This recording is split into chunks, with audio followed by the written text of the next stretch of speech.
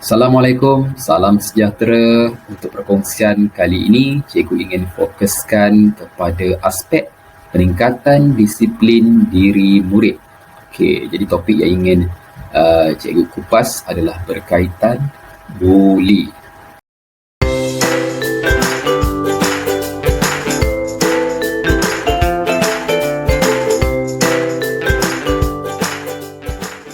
Jadi cikgu percaya ramai murid mungkin biasa dengar perkataan buli, tapi sejauh mana kamu memahami apa sebenarnya buli itu? Baik, mari kita sama-sama melihat isi kandungan yang ingin cikgu kongsikan pada kali ini. Baik, yang pertama cikgu akan kupas tentang definisi buli. Yang kedua, ciri-ciri buli. Yang ketiga, jenis-jenis buli. Dan yang keempat, kesan buli. Okey, baik. Tapi sebelum itu, mari kita soroti kes-kes yang pernah dilaporkan di dada-dada akhbar berkaitan buli. Kes pertama berlaku pada tahun 2004. Pelajar tingkatan 4 meninggal dunia selepas kecederaan teruk dipercayai dipukul oleh sekumpulan pelajar senior di asrama sekolah. Kes pertama. Kita tengok kes yang kedua. Pelajar tingkatan 4 juga berlaku pada tahun 2010, meninggal dunia akibat dibuli dan didera oleh 5 orang pelajar tingkatan 5, pelajar senior lah. Okay? Ini kes yang kedua. Tengok kes yang ketiga pula. Pelajar tingkatan 4 juga berlaku pada tahun 2015. Tidak sedarkan diri dipercayai selepas disepak oleh pelajar senior akibat salah faham. Ini bahaya salah faham ya. Salah faham pun boleh terjadinya buli. Kita tengok kes yang keempat. Pelajar tingkatan 3, 15 tahun, berlaku pada tahun 2017, meninggal dunia setelah dipaksa meminum racun oleh sekumpulan remaja selepas beliau menegur perbuatan mereka menghidup gam ketika masih berseragam sekolah. Ini kes yang keempat. Dan kita tengok kes yang kelima. Kes ni pada tahun 2017, pegawai kadet laut universiti meninggal dunia akibat diseksa oleh sekumpulan pelajar universiti juga, akibatkan kesan lebam dan juga melecur di badan. Ni pelajar universiti. Maknanya kes buli ni bukan sahaja berlaku di peringkat sekolah, tapi di peringkat universiti juga boleh berlaku. Baik, kita tengok isi perbincangan yang pertama, iaitu kita akan lihat dari sudut definisi buli. Okey, buli ni apa? Buli ni adalah satu perbuatan tingkah laku yang agresif yang berulang bertujuan untuk menyakiti individu lain dari segi fizikal, mental atau emosi. Jadi cikgu nak tekankan dalam definisi ini terdapat 3 poin utama, iaitu tingkah laku agresif, berulang dan bertujuan menyakiti. Jadi 3 poin ini kalau ada, itulah definisi buli. Okey, kalau ada salah satu, mungkin perbuatan tu kita tak katakan sebagai buli lagi, tapi dia boleh berisiko untuk terjadinya buli lah.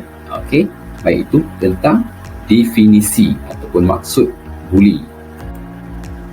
Seterusnya kita lihat ciri-ciri buli. So dalam perbincangan ini cikgu kategorikan kepada 2 pihak. Yang pertama, ciri-ciri pembuli, dan yang kedua, ciri-ciri mangsa buli. Kita lihat yang pertama, ciri-ciri pembuli. Pembuli biasanya pelajar senior lelaki dan juga perempuan. Pelajar senior lah biasanya menjadi pembuli. Jarang jumpa pelajar junior buli pelajar senior, jarang jumpa kan. Okey. Yang kedua, saiz fizikal menampakkan kekuatan fizikal. Mungkin dia lebih besar sedikit berbanding mangsa buli. Yang ketiga, pernah mengalami peristiwa pahit dibuli. Maknanya pembuli ni juga ciri-ciri dia kebarangkalian pernah mengalami peristiwa pahit, dia pun pernah dibuli. Mungkin ada satu dendam dan sebagainya. Mungkin dia berazam, kalau aku dah besar nanti aku akan buli pula murid-murid lain yang lebih kecil daripada aku. Kemungkinan. Baik, kita lihat pula ciri-ciri mangsa buli. Kita tengok. Yang pertama, pelajar junior lelaki dan juga perempuan. Lelaki perempuan sama pelajar junior. Dan saiz fizikal yang lebih kecil berbanding pembuli. Nama yang agak pelik ataupun ganjil.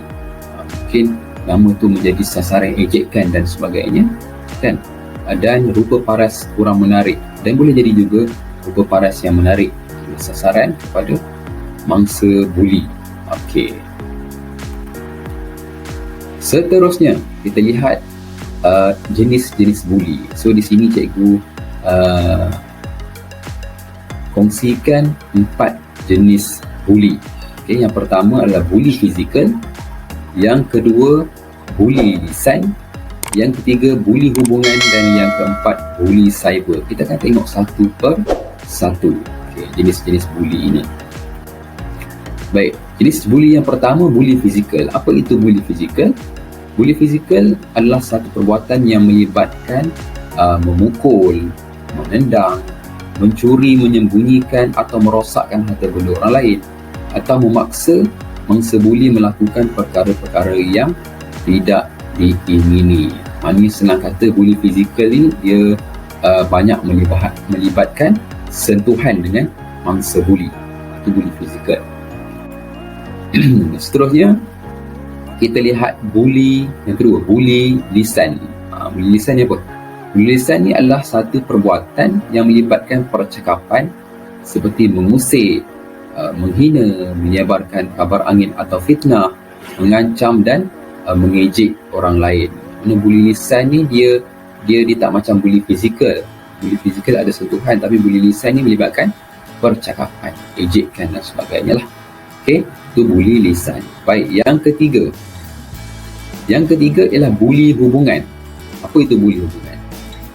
Buli hubungan ni dilakukan dengan niat untuk membuat seseorang berasa terpinggir atau ditolak, seperti enggan untuk bercakap atau menggalakkan orang lain. Buli dengan pelbagai cara, kan? Kadang-kadang ada juga yang jenis dia tak suka seseorang, maka bila kawan tu datang, contohnya dekat dewan makan lah, ada murid datang bawa nasi, duduk kat situ, yang duduk kat meja tu semua bangun lari pergi tempat lain. Sedih kawan tu seorang, kan? Itu adalah satu kaedah buli hubungan. Dia tak melibatkan percakapan, dia tidak melibatkan sentuhan fizikal, tapi dia melibatkan dalam bentuk hubungan macam tu. Okey, dan berlaku secara berulang ataupun berterusan sehingga menimbulkan kesan emosi kepada mangsa. Okey. Seterusnya kita lihat yang keempat, buli cyber. Ini berkaitan dengan teknologi. Jadi buli cyber ni apa? Dia menggunakan teknologi seperti email, laman rangkaian sosial. Hari ini dah macam-macam, kan? Facebook, Twitter, Instagram, TikTok, kan?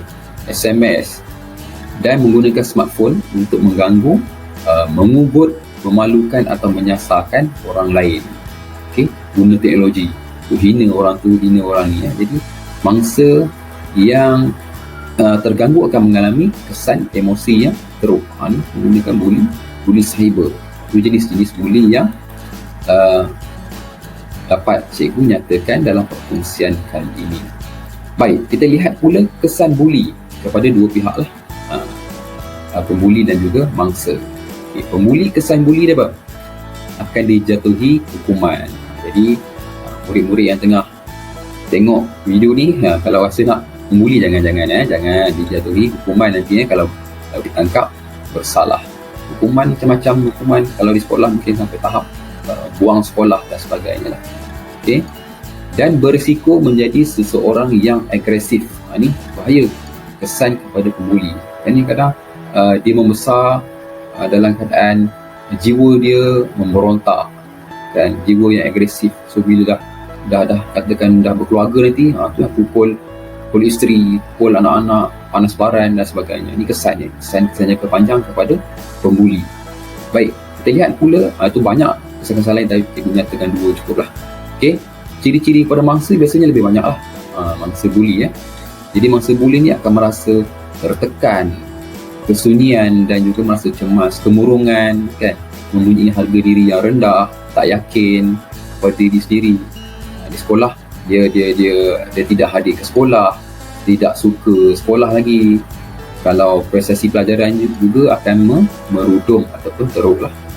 Dan yang paling bahaya, yang bawah sekali ni, berfikir untuk membunuh diri atau cuba membunuh diri. Ini tahap yang dah bahaya sangat lah. Okay? Baik, itu adalah kesan buli kepada pembuli dan juga mangsa. Okay. Terus kepada kesimpulan, kesimpulan yang dapat kita kupas pada hari ini adalah buli adalah jenayah di sekolah. Buli adalah jenayah di sekolah. Jadi semua murid, guru, ibu bapa dan juga masyarakat perlu sama-sama berganding bahu memastikan jenayah di sekolah ini dapat dibanteras. Okey. Itulah perkongsian ringkas cikgu lah berkaitan buli. Dan insya-Allah perkongsian akan datang, cikgu akan kupas pula tentang tips untuk mengelakkan diri daripada dibuli dan juga apa yang boleh kamu lakukan untuk menghentikan buli. Kalau kamu nampak ada berlaku buli, apa yang kamu perlu buatlah. Okay, insyaAllah dua ni akan cikgu kupas dalam perkongsian yang akan datang. Baik, itu saja perkongsian cikgu untuk kali ini. Jika perkongsian ini bermanfaat, jangan lupa tekan di bawah like dan juga komen kalau ada pandangan-pandangan yang membina, dan juga jangan lupa subscribe sebagai tanda sokongan pada channel ini. Jumpa lagi perkongsian akan datang. Assalamualaikum warahmatullahi wabarakatuh. Bye.